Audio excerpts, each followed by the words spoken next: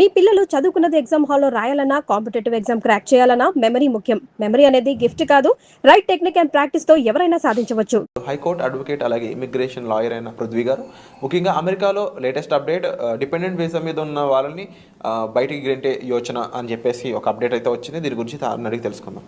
Hi sir. Hi Virat. Sir, dependent visa మీద ఉన్న వాళ్ళు ప్రమాదంలో ఉన్నారు, రిస్క్లో ఉన్నారు. వీళ్ళు అమెరికా నుంచి బయటికి వెళ్ళే ఛాన్సెస్ ఎక్కువ కనిపిస్తూ ఉన్నాయి. ట్రంప్ గవర్నమెంట్ ఊరుకోవటం లేదు అని చెప్పేసి అక్కడి నుంచి వార్తలు అయితే వస్తున్నాయి. అక్కడ న్యూస్ ఛానల్లో కూడా ఇది ఎక్కువగా వినిపిస్తూ ఉంది. సో ఏం జరుగుతుందంటారు? ఇప్పుడు ట్రంప్ వచ్చి విరాట్ కొత్త లాస్ ఏం తీసుకురాల, ఉన్న లాస్ని స్ట్రీమ్ లైన్ చేస్తున్నాడు, స్ట్రాంగ్ చేస్తున్నాడు అంతే. అంటే ఒక్కసారి ఒక నాన్ ఇమిగ్రెంట్స్ అండ్ ఫేక్ ఇమిగ్రెంట్స్ని ఎప్పుడైతే సంఖ్యలు వేసి పంపించాడో మొత్తం ఇమిగ్రెంట్స్ అంతా ఒకసారి కదిలిపోయారు. నెక్స్ట్ టర్న్ మాదేమో అని చెప్పి ఎవరికి వాళ్ళు. ఇప్పుడు చూడండి, ఎక్కడా కూడా ట్రంప్ ఏ H1B కానీ L1 కానీ డిపెండెంట్ కానీ స్టూడెంట్ కానీ దేని మీద కామెంట్ చేయడం. పైపెచ్చు నేను గోల్డెన్ కార్డ్ తీసుకొస్తున్నాను, ఇంకా రావచ్చు అంటే. ఇల్లీగల్ మైగ్రెంట్స్ ఎవరైతే ఉన్నారో వాళ్ళని ఎప్పుడైతే బయటకు పంపించాడో ఒక్కసారి ఉలిక్కి పడ్డది అమెరికా. దీనిలో మెయిన్గా ఉలిక్కి పడేవాళ్ళు ఇప్పుడు ఎవరంటే డిపెండెంట్ వీసా. మనకి డిపెండెంట్ వీసా అంటే ఎవరు వస్తారు? ఆల్రెడీ H1B వీసా మీద ఉండి, లేకపోతే గ్రీన్ కార్డ్ మీద అక్కడ ఉండి, వాళ్ళు parents and spouse and also sister and also children, వీళ్ళు కనుక అమెరికాకు వస్తే కనుక వాళ్ళని డిపెండెంట్ వీసాలో తీసుకెళ్తారు.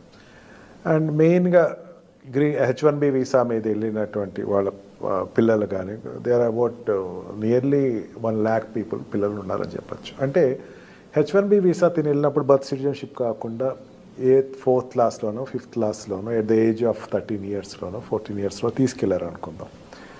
అక్కడి నుంచి 5 years 18+, లేకపోతే ఈ 14కి వెళ్ళాడు. 14కి వెళ్తే 21కి వచ్చేస్తున్నాడు. 21కి వస్తే అతను గ్రీన్ కార్డ్ రాలా, ఫాదర్కి గ్రీన్ కార్డ్ రాలా, అదే మదర్ గ్రీన్ కార్డ్ రాలా. 21 క్రాస్ అయిపోయింది. 21 క్రాస్ అయిపోతే అక్కడ మళ్ళీ అప్లై చేయడానికి లేదు.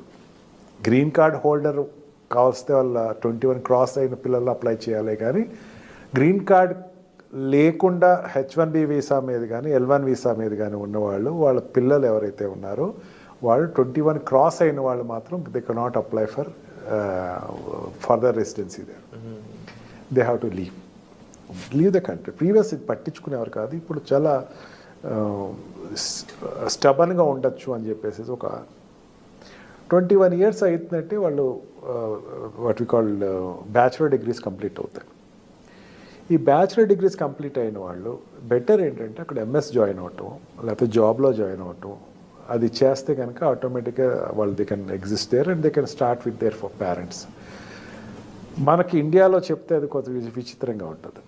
21 ఏళ్ళు, అదేంటి మా అబ్బాయి 30 ఏళ్ళ వరకు ఇంట్లోనే ఉన్నాడు కదా, లేకపోతే 25 ఏళ్ళ వరకు నా దగ్గరే ఉన్నాడు కదా, జాబ్ లేకపోయినా I gave bread and butter కదా అని చెప్పేసి ఉంటుంది. బట్ అక్కడ ఉండేటువంటి పిల్లలు చూసి మన పిల్లలు కూడా 21 years అయిన తర్వాత ఫ్రీడమ్ కావాలి అని చెప్పేసి అనుకునే వాళ్ళకి ఇప్పుడు Indian system is the best system. నాకు అక్కడ సెక్యూరిటీ ఉంది, కనీసం ఇక్కడ లేదు, ఇక్కడ కూడా ఉంటే బాగుండు అని ఇండియా ఈజ్ గ్రేట్ అనే పరిస్థితికి వచ్చేసారు.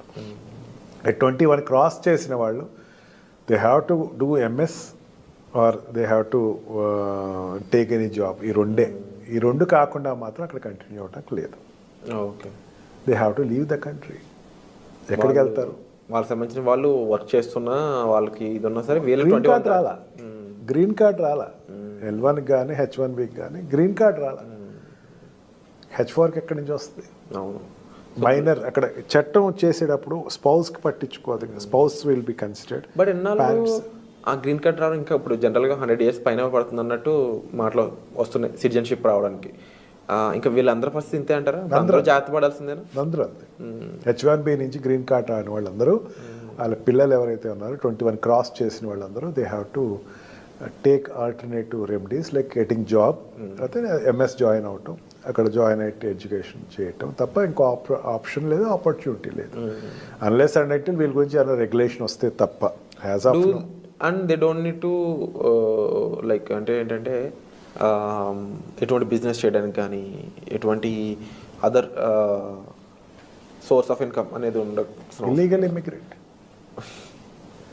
ఓన్లీ సంఖ్యలు job in reputed company or study in reputed university.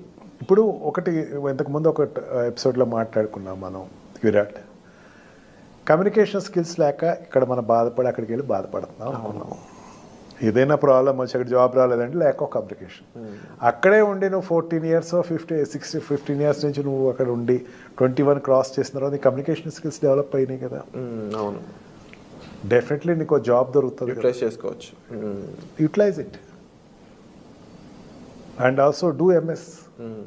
Problem ఎక్కడ వస్తుందంటే విరాట్, అక్కడ 14 years 15 years పిల్లలకి 21 years వచ్చేసరికి అక్కడ ఉండేటువంటి లోకల్ సిటిజన్స్ తోటి కంపేర్ చేసుకుని వీళ్ళు కూడా టెక్నికల్ ఎడ్యుకేషన్స్కి స్టెమ్ ఎడ్యుకేషన్స్కి వెళ్ళక ఆర్డినరీ ఎడ్యుకేషన్స్కి అండ్ మిగతా నాన్ స్టెమ్ ఎడ్యుకేషన్కి వెళ్ళిన వాళ్ళకి ఆ ప్రాబ్లం వస్తుంది.